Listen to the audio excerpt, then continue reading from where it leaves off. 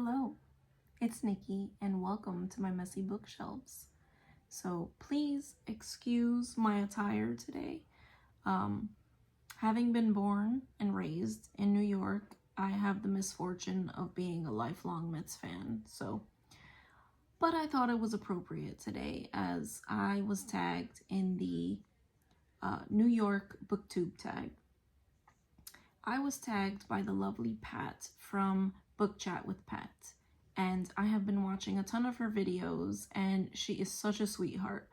And she just made a video about this, or she just made this video, and she tagged me in it. So without further ado, here are the questions.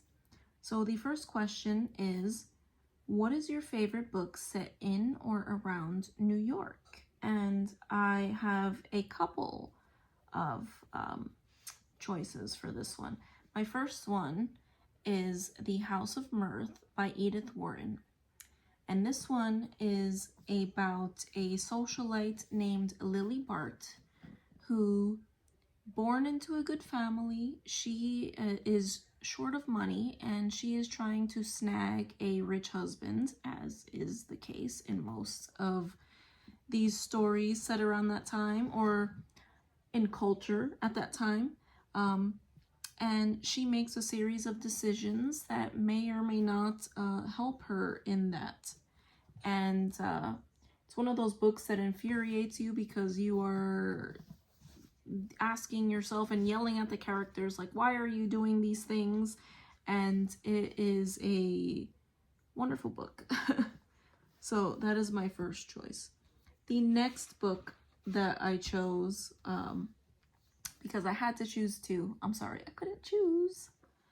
The next one is The Princess Diaries by Meg Cabot or Cabot. I'm not sure how to say it. But when I went to pull it off the shelf, I realized that I couldn't find book number 1. May have gotten lost when we moved, or I may have left it somewhere. I'm not sure. But I think everybody's familiar with the movies, and it is very different than the movies. The series is very different than the movies, but I love the movies and I also love the series. So Mia is a very snarky teenager in the series, so I am here for it. Okay, question number 2. New York is famous for its skyscrapers. What is the highest building you have been up? So I have been up the Empire State Building. I have been to multiple buildings in New York, but the tallest building that I have actually been to the top of is the Marina Bay Sands building in Singapore. So that is the building that looks like a ship on a bunch, or it looks like a ship on 3 different buildings.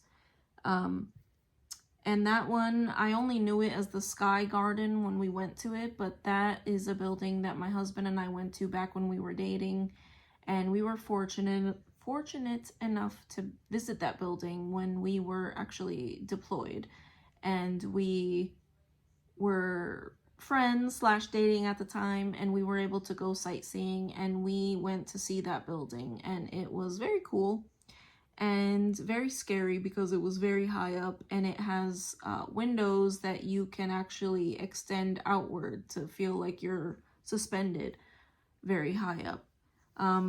We also had the opportunity to go to the Burj Khalifa, but we did not get to go all the way to the top because we were not allowed to go past a certain floor. But either way, like I said, Marina Bay Sands building, and that was, like I said, very cool.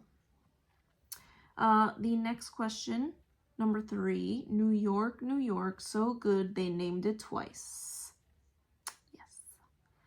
What is the last book that you reread? So the last book that I reread was actually, I think, last week or the week before, and that was Pride and Prejudice. So that one is one that I have read multiple times. I think everybody's familiar with it. It is to me, it is very funny because I think the mother in the book, what is her name? Lizzie Bennet is the daughter. What is the mother's name? I cannot remember the mother's name, but she cracks me up every time. But I don't know. I just love all the characters. I love Lizzie and the mother, just with her little commentary, and she's so ridiculous. It cracks me up. So I have reread it multiple times. Number 4, American Psycho was a disturbing novel set in New York. What is the most disturbing book you have that you have read?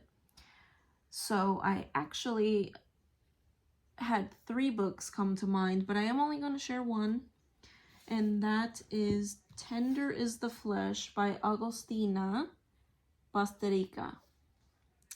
So this one is translated from Spanish, which I did not realize when it was given to me. This was actually a book that was given to me by someone, and I don't want to spoil it because I feel like telling about it will kind of spoil what the book is about. So I will share just the first sentence of the synopsis from Goodreads. And that is, working at the local processing plant, Marcos is in the business of slaughtering humans, though no one calls them that anymore. So take with that what you will. It is very, very disturbing, and very rarely do I love a book that is as disturbing as this one. So your skin will crawl the entire time, and yet it is so terrible but wonderful. I can't describe it. It is, your skin is crawling the whole time, and yet you cannot stop turning the pages. So highly recommend that book if you are into anything dystopian at all. Number 5, where were you when you heard the news about 9/11? So this question kind of hits home for me. So I was actually a senior in high school at the time, and I went to school 45 minutes, less than an hour, maybe about 45 minutes from New York City. And as I said, I was a senior in high school, and it was first period, and we must have all been getting to school right when the first tower got hit. And they sent all of us to the gymnasium. We had no idea what was going on. So they sent all the students to the gym, and I don't know why, but they wheeled in one of those TVs on a cart. And so we were watching live as the second plane hit. And obviously, living so close, tons of students had parents that worked in the city, and it was terrifying. And we had, everybody, obviously being so close, everyone was in a panic, and the teachers were trying to calm everyone down. The principal came in. They released us early. As I said, there was panic. We lived close to West Point as well. And at that point, nobody knew if West Point was going to be the next target because the other hits hadn't happened yet. So they let us go. They sent us home. Most of us walked. I remember physically running to the elementary school nearby to pick up my little sister, my baby sister, who was in kindergarten at the time. And cell phones were not really a thing back then. Rich people had cell phones, but high school students didn't have cell phones in those days. And I remember picking up my baby sister, running with her the blocks that it took to get home. I remember my mother frantically trying to reach us because she worked at the hospital. And she, as I said, we didn't have cell phones, so she was trying to find us and make sure we were okay. And we were just glued to the TV trying to figure out what was going on. And I remember my friends were upset because they had parents down there. I did have a friend who lost a parent. And yeah, that was the day. ironically, that I was scheduled to start my Arabic lessons because I was interested in linguistics, and I remember that my mother and we went later on that night. We didn't want it to seem like we were prejudiced in any way against my tutor, so we did go. I continued my lessons, or I started my lessons. I continued them for many months.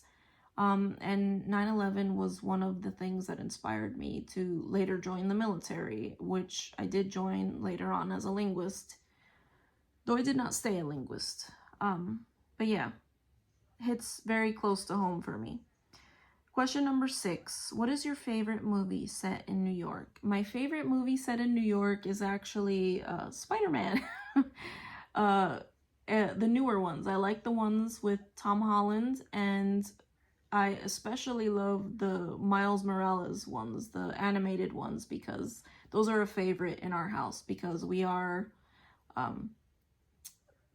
Cuban and Puerto Rican. So Miles Morales, if you didn't know, he's Puerto Rican, so we always go, yay, you know, we have at least one character that represents us, you know, and obviously it's in New York, so we love that movie in our house. Number 7, have you been to New York? When was the last time you visited New York? So yes, because I grew up very close to New York City. I mean, I grew up in New York State. We used to go down probably every weekend down to the city because it was so close. But the last time that I was there was probably when my son was very small. My son, he's almost 17, and the last time that we visited was when he was a little boy. My father and my sister and some other relatives still live up there, but they usually come to see us. Number 8, who is your favorite painter from New York, or what is your favorite painting of New York? I don't actually have a favorite painter from New York.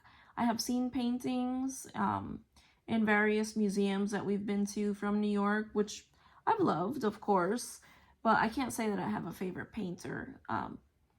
Something that does stick out, though, and this is maybe cheating, it's actually a photo. My favorite image and photo from New York is actually that photo where they are building skyscrapers and there are some workers sitting on a beam eating lunch.